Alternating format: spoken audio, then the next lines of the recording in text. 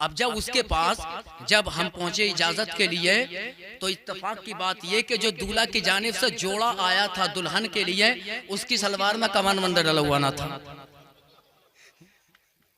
लट चलने तैयार, ये कैसी बारात लेके आए हैं, इन्होंने दुल्हन की सलवार में कमरबंद भी न डाला। भाई अल्लाह के बंदो, मैं वहां परेशान, इतनी गर्मी ईमानदारी से कि पसीना टपकने लगा।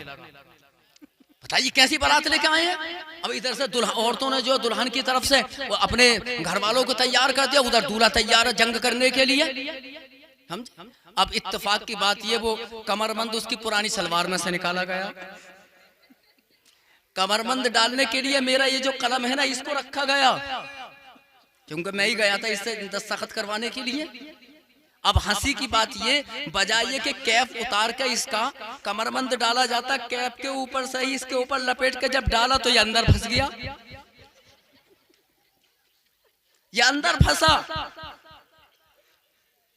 इतना अजीब सा कॉमेडी बनी वहां पर कि कुछ कहा नहीं जा सकता। ये रात की बात बता रहा हूं मैं, असीज़ा ने मिल्लत इस्लामिया, लिहाजा समझने की ज़रूरत है। ये जो हमारी माँ और बहनें हैं, इन्होंने तो इतने अटपटे मसाइल निकाल के तैयार करे हैं। ईमानदारी से बता रहा हूँ, अगर कोई किताब तैयार की जाना पड़ी, कई जिल्दों में आगे इनकी किताब तैयार हो, कई जिल्दों में कई बुकें बन के तैयार हो जाएंगी। बरातरान इस्लाम, तो आज का मामला ये चल रहा है, अल्लाह के फरमान को भुलाया, शराब नोशी पर शराब नोशी है, दूल्हा को भी डुबो देते हैं बरातरान इस्लाम शराब नोशी में। हाँ, ये हो रहा है कि सारी रात डांस होता है, दूल्हा भी डांस कर रहा है, उसके भाई भी डांस करते हैं, रिश्तेदार भी डांस करते हैं, खानदान के लोग डांस करते हैं, सारी रात डांस करता रहा। अरे अल्लाह के बंदे, अपनी नई जिंदगी को बनाने के लिए जा रहा है, मुस्तफा की सुन्नत को अदा करने जा रहा है, गुनाह में डूब रहा है। तुझे तो अल्लाह का शुक्र अदा करना चाहिए था मौला, तूने अपने महबूब की सुन्नत अदा करने का मुझे मौका अता कर दिया।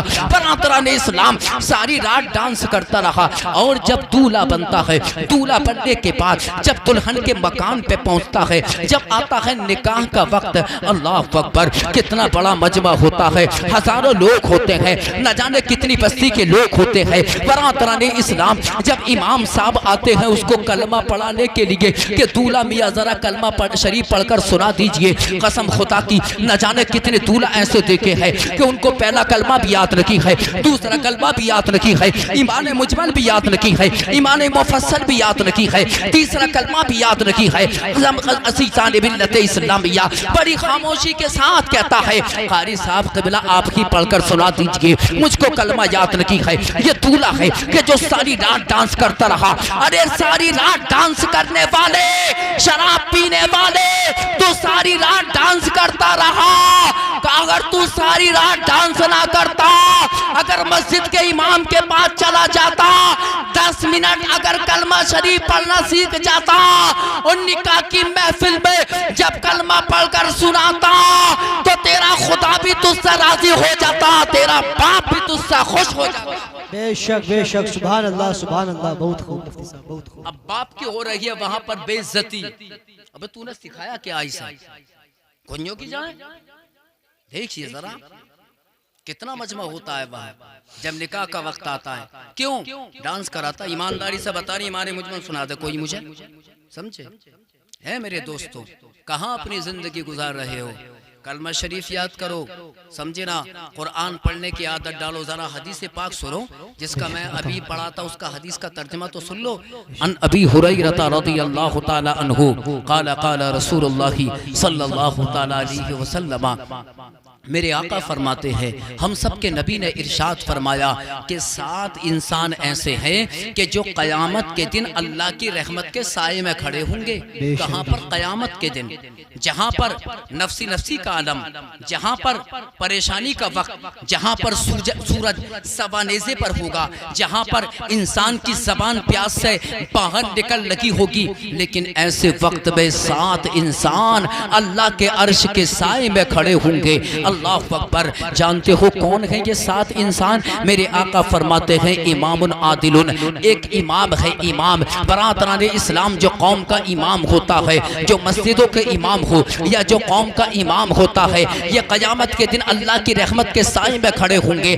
आजकल का हाल तो ये बन चुका है, मेरे आका फरमा रहे हैं इमामों का मकाम, इमामों का मकाम के इमाम क़यामत के दिन अल्लाह की रहमत के साए में खड़ा होगा। अल्लाह अल्लाह, आज मस्जिद के इमाम का ये आलम है कि आज मस्जिद में जाता है, पहली बात तो नमाज नहीं पढ़ता, अगर हफ्ते में नमाज पढ़ने चला गया, इमाम साहब लेटा ये टेढ़ा टेढ़ा क्यों पड़ा है, चलो चलो इसको उठा के रखो, ये सब टेढ़ी टेढ़ी क्यों बिछा हुए, चलो इसको उठा के रखो। भाई इमाम नमाज पढ़ाने आता है या लोटों को रखने के लिए आता है? बात समझ में आ रही है आपके? ये मैं अपनी बात नहीं सुना रहा हूँ, रसूलुल्लाह की बात सुना रहा हूँ। और रसूलुल्लाह की बात को हदीस कहते हैं। क्या कहते हैं?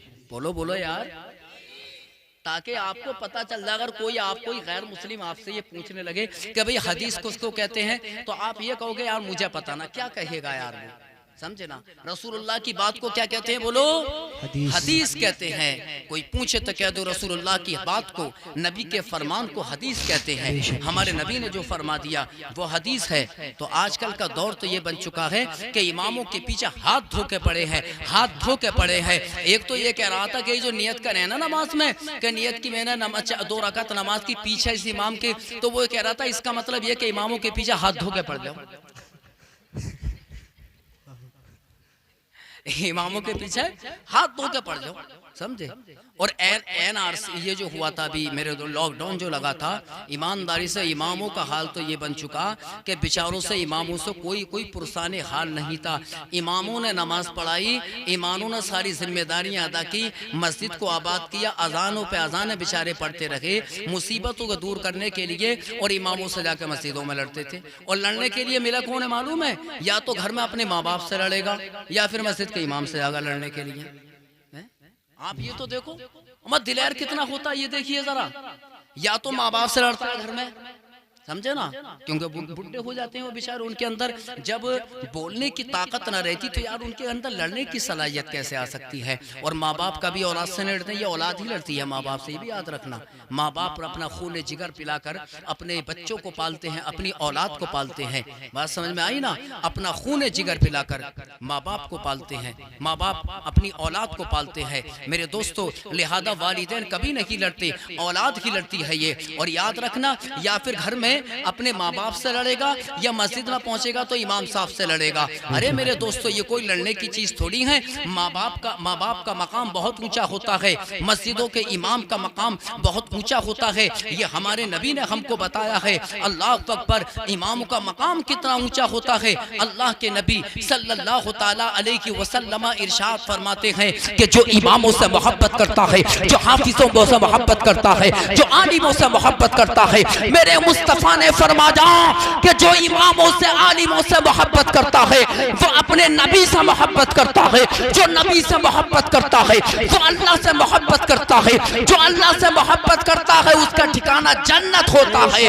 और जो इमामों से नफरत करता है वो नबी से नफरत करता है, जो नबी से नफरत करता है वो अल्लाह से नफरत करता है, जो अल्लाह से नफरत करता है उसका ठिकाना जहन्नम होता है। नारे तकबीर, नारे रिसालत, अज़मत हाफिज़े कुरान, नारे तकबीर, नारे रिसालत।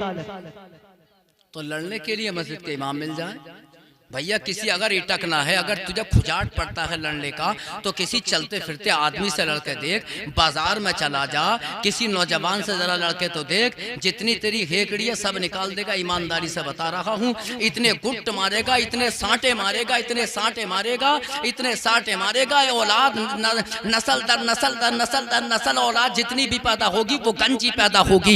याद रखो, उलमा से मोहब्बत करो। मुस्तफ़ा फरमाते हैं इमामों से मोहब्बत कर, अल्लाह के नबी से मोहब्बत करना है, और नबी से मोहब्बत करता है वो अल्लाह से। बेशक बेशक, सुभान अल्लाह सुभान अल्लाह। यार मेरे दोस्तों, इमामों का मकाम समझो, इसलिए कि तुम उनके पीछे नमाज पढ़ते हो, बेशक। तुम उनके पीछे नमाज पढ़ते हो, और जिसके पीछे नमाज पढ़ी जाती है वो कौम का इमाम होता है, वो रहबर होता है। हदीसा भरी हुई है, हदीसा भरी पड़ी है इमामों की फजीलत से, उलमा की फजीलत से। अज़ीज़ान मिल्लत इस्लामिया, कभी इनकी शान में गुस्ताखी मत करना। और जरा सुनो, आका फरमाते हैं, बड़ी मुख्तसर सी बात मैंने बता दी इमामों के ताल्लुक से, वरना तो बड़ी लंबी चौड़ी तकरीर कर देता इस उन्वान पर तो। लेकिन जरा सुनो, दूसरा नौजवान, दूसरा इंसान जो अल्लाह की रहमत के साए में खड़ा होगा, चाहे मर्द हो या औरत, मेरे आका फरमाते हैं वो शाबुन नशअ फी इबादतिल्लाह, वो लोग जो जवानी में अल्लाह की इबादत करते हैं, जो जवानी में, किसमें जवानी में, किसमें बोल के बोलो, जोर से बोलो, जवानी में, जो जवानी में अल्लाह की इबादत करते हैं, जवानी में जो अल्लाह की इबादत करते हैं, मेरी माँ और बहनें जो जवानी में अल्लाह की इबादत करती हैं, नमाज पढ़ती हैं, रोज़ा रखती हैं, सुन्नतें पढ़ती हैं, मुस्तफ़ा पर दुरूद और सलाम पढ़ती हैं, नौजवान जो जवानी में अल्लाह की इबादत करता है, क़यामत के दिन अल्लाह के अर्श के साए में खड़ा है। और एक हदीस में तो आका फरमाते हैं कि 70 बूढ़ों की इबादत से ज्यादा अफजल नौजवान की इबादत है। समझे ना, नौजवान की इबादत जो जवानी में की जाती है। और मेरे आका ने फरमाया वो तीसरा इंसान, तीसरा जो अल्लाह की रहमत के साए में खड़ा होगा, तो आका फरमाते हैं वरजुलुन क़ल्बुहु मुअल्लक़ुन बिल मस्जिद, कि जिसका दिल मस्जिद में लटका हुआ रहता है। अब लटकने का मतलब ये नहीं दिल निकाल कर खूंटी पर टांग दिया, अरे ये नहीं है इसका मतलब, बल्कि इसका मतलब ये है कि जोहर की नमाज पढ़ के आया तो असर की नमाज का इंतजार कर रहा है, असर की नमाज पढ़कर आया तो मगरिब की नमाज का इंतजार कर रहा है। जिसने अपना ये मिजाज बना लिया कि नमाजों को याद कर रहा है, क़यामत के दिन मेरे